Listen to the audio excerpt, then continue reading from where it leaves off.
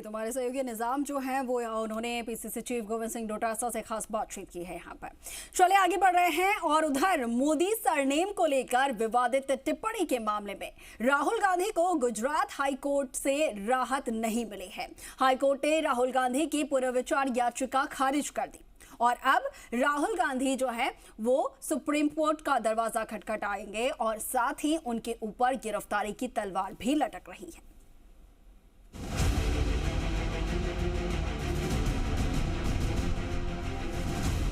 लगता है कि राहुल गांधी की मुसीबतें कम होने का नाम नहीं ले रही हैं। सूरत की सीजेएम कोर्ट से राहुल को सजा होने के बाद अब हाई कोर्ट से भी उनको राहत नहीं मिली। कोर्ट ने उनकी याचिका खारिज कर दी है। ऐसे में अब राहुल पर गिरफ्तारी की तलवार भी लटकने लगी है।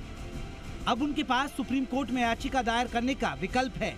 राहुल पहले बेल के लिए याचिका दायर करेंगे। अगर बेल की याचिका खारिज होती है तो उन्हें जेल जाना पड़ सकता है। वहीं कांग्रेस ने कोर्ट के फैसले के बाद नाराजगी जाहिर की है। कांग्रेस का मानना है कि बीजेपी ने राजनीतिक साजिश रचकर राहुल गांधी की संसद सदस्यता रद्द करा दी है। आज के निर्णय ने ये साबित कर दिया है कि श्री राहुल गांधी जी की लोकप्रियता दिन पर दिन बढ़ती जा रही है और भाजपा सरकार किस कदर उनसे घबरा रही, उनकी लोकप्रियता से घबरा रही है। क्योंकि जो लड़ाई राहुल गांधी जी लड़ रहे हैं वो आसान नहीं है, क्योंकि वो इस देश के संविधान को बचाने की लड़ाई जिसको भाजपा समाप्त करना चाहती है। वो लड़ाई आम आदमी के अधिकारों की लड़ाई जिसे बीजेपी लगातार समाप्त कर रही है। आप समय समय पर देखें कि जब भी कोई जनता से जुड़े सवाल उठाता है तो उसे जेल भेज दिया जाता है, चाहे वो पत्रकार हो, सामाजिक संगठन हो। तो आज भाजपा के पास राहुल गांधी जी के जो देश के सवाल है उस पर जवाब नहीं है। उधर बीजेपी ने गुजरात हाईकोर्ट के फैसले का स्वागत किया। बीजेपी का कहना है कि राहुल गांधी को अपने बयान के लिए माफी मांगनी चाहिए। हालांकि माफी मांगना राहुल गांधी की फितरत में नहीं है। डिप्टी सीएम केशव प्रसाद मौर्य ने राहुल गांधी पर निशाना साधते हुए कहा कि राहुल गांधी और अरविंद केजरीवाल की राजनीति ही दूसरों की मानहानि पर टिकी है। हो सकता है कि कोर्ट के इस फैसले के बाद वो कुछ सबक लें। उन्होंने कहा कि मोहब्बत की दुकान की आड़ में वो असल में मानहानि की दुकान चलाते रहे हैं। वो जो एक परिवार विशेष में पैदा होने के कारण से अहंकार है वही दिखाता है। अगर वो जमीन से जुड़े होते, गरीब से जुड़े होते, किसान से जुड़े होते और स्वयं के आधार पर उन्होंने कुछ करके दिखाया होता तो ऐसी भाषा ही नहीं बोलते। अगर किसी के प्रति कोई नाराजगी है, किसी का कोई विरोध है तो विरोध करने की भाषा की मर्यादा होती है।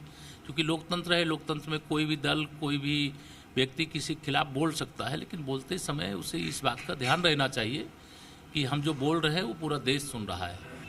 नहीं, लोकतंत्र हमारे यहाँ जो न्यायपालिका है, न्यायपालिका का जो निर्णय है वो आज स्वागत है उसका। और हमारे यहाँ न्यायपालिका निर्णय करने के लिए स्वतंत्र है और जो भी निर्णय न्यायपालिका का है हम सब उसका स्वागत करते हैं।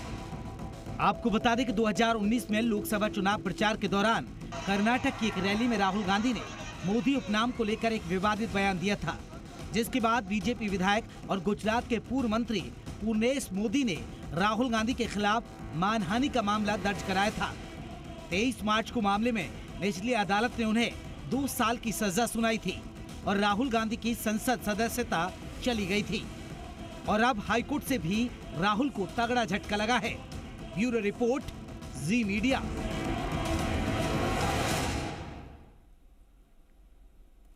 तो दिल्ली से खबर, जहां पर राहुल गांधी के समर्थन में देश के सभी राज्यों में कांग्रेस का मौन सत्याग्रह होगा। 22 आपको बता दें कि 12 जुलाई को सुबह 10 बजे से लेकर 5 बजे तक ये सत्याग्रह होगा। बड़ी खबर आपको बता रहे हैं। इस तरीके से आज हाईकोर्ट की तरफ से राहुल गांधी को बड़ा झटका लगा। अब उसको लेकर कांग्रेस में आक्रोश है और राहुल के समर्थन में देश के सभी राज्यों में कांग्रेस का मौन सत्याग्रह होगा 12 जुलाई को।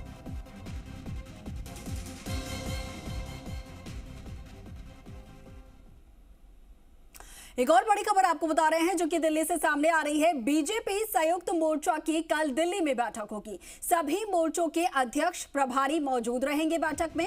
बीजेपी अध्यक्ष जेपी नड्डा की अध्यक्षता में ये बैठक होगी और बैठक में संगठन मंत्री आपको बता दें कि बीएल संतोष भी मौजूद रहने वाले हैं। तो एक तरफ जहां पर कांग्रेस में आक्रोश, तो दूसरी तरफ बीजेपी अब चुनाव को लेकर पूरी तरीके से तैयारी में और बीजेपी संयुक्त मोर्चा की कल दिल्ली में बैठक होने जा रही है। सभी मोर्चों के अध्यक्ष और प्रभारी मौजूद रहेंगे और इसके साथ ही आपको बता दें कि बीजेपी के राष्ट्रीय अध्यक्ष जेपी नड्डा की अध्यक्षता में ये बैठक होगी और संगठन मंत्री बीएल संतोष भी इस बैठक में मौजूद रहेंगे।